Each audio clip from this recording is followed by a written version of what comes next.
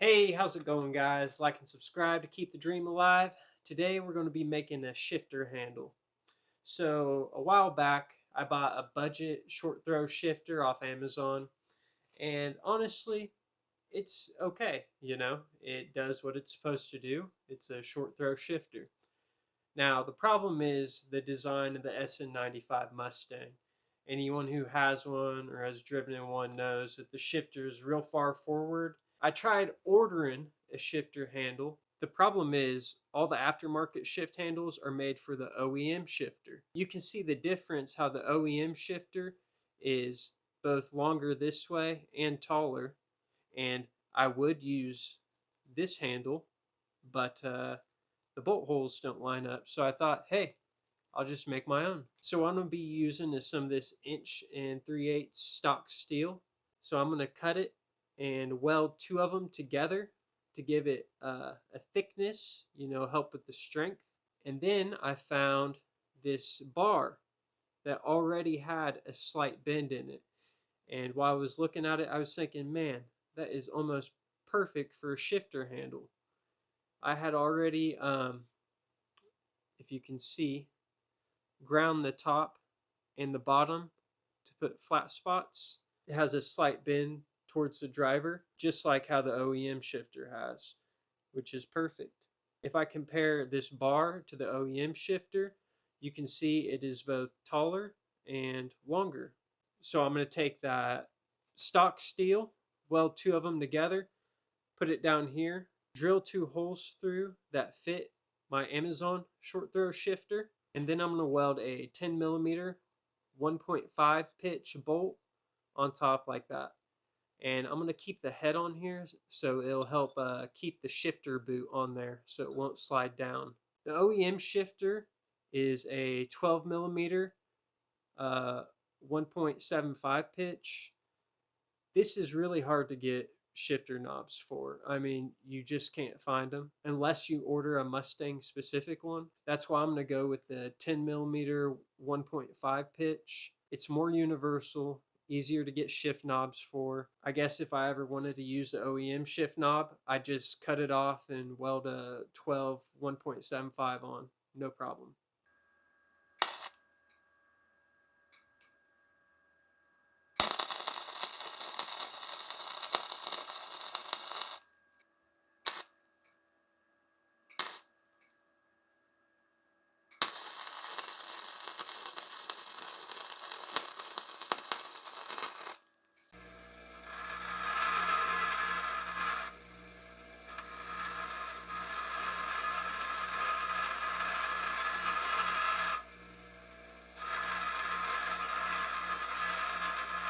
I'm going to go ahead and draw some center lines so I can kind of get a reference of what I'm doing. So let's see, that's about 1 3/8. So half of that. It centered as best as I could. Since I ground everything down, the dimensions aren't exactly square, but that'll be close enough.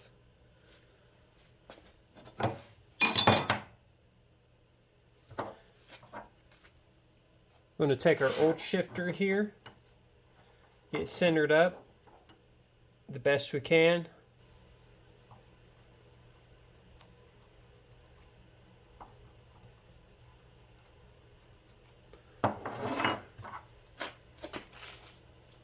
And there we go. Go ahead and take the punch and punch it as close as we can to the middle. It doesn't have to be perfect since we're drilling it.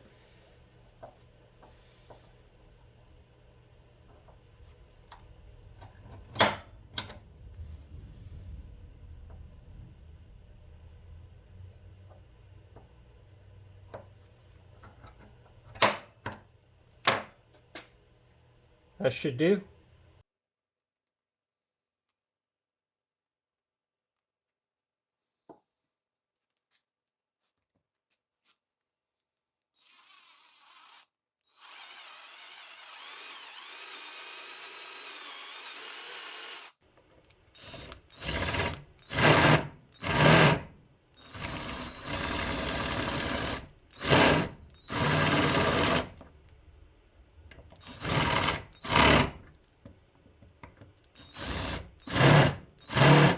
So here's the final product for the base, and honestly, it turned out pretty good. The bolts fit in perfectly and they line in with the shifter holes. I tried to put a chamfer in these holes with the step bit and it did not work out at all. I kind of regret even trying. It kind of looks crappy. So I'm going to go ahead and remove the zinc coating off this bolt head so I don't get poisoned when I weld it.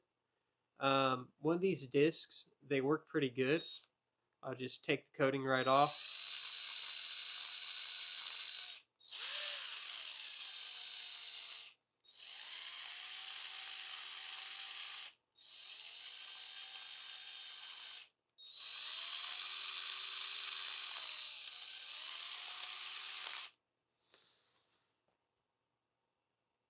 There we go.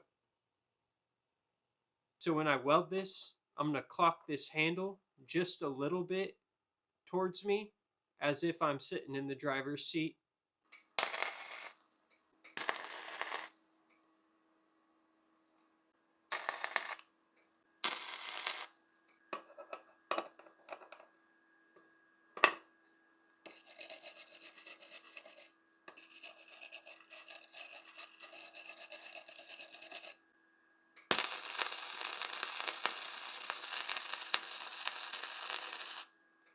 Okay, so here's the final result.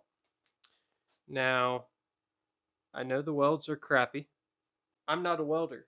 I just recently got a welder and I've been practicing and I'm having a little trouble. So I'm running it on 120 volt because I don't have a 240 volt outlet in my garage. I'm also running flux core because I do not have a bottle. Since I'm running 0.035 flux, it calls for a 0.035 knurled roller. I think that's how you pronounce it. Knurled. Correct me if I'm wrong. I do not have one. I just have a V-groove drive roller, and I've been using that with my 0.035 flux core wire. I think that's part of the problem why I'm having feeding issues. Part of the reason why the welds are so bulky is with the issues I'm having. I kind of glopped it on there so I could get penetration. The first time I welded this bottom piece on, it didn't look too good, so I grinded it down some and did a strength test and it immediately snapped off. So that tells me I wasn't getting penetration. So the second time around, when I welded this on, I just poured the wire on to make sure that it was red hot and be positive that I got penetration. And I've strength tested both ends and they have not broke off, so I think I'm good in the penetration department. So I'm going to go ahead and prep this, clean it off with some brake cleaner, and give it a light sand. And then I'm going to use some rattle can primer and spray it, and then rattle can paint it black.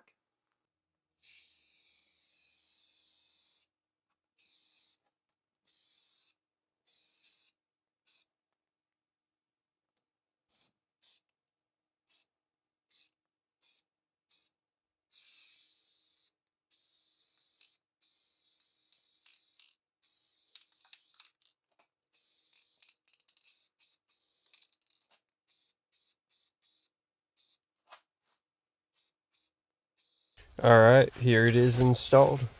So the stock shifter boot wasn't long enough, unfortunately. I ended up having to put little slits and squeeze it through over this bolt head, which sucks because the whole reason why I left the bolt head on was so the shifter boot would have something to sit against. But honestly, I mean,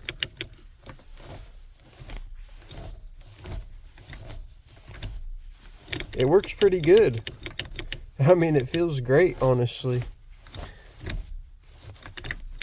You know, the stock Mustang, having the shifter all the way up here, it just sucks shifting. Now I can rest my arm on the armrest and shift, no problem. It feels pretty good. I like it. Alright guys, that's going to do it for now. So remember, do it right the first time and keep living the dream. Peace.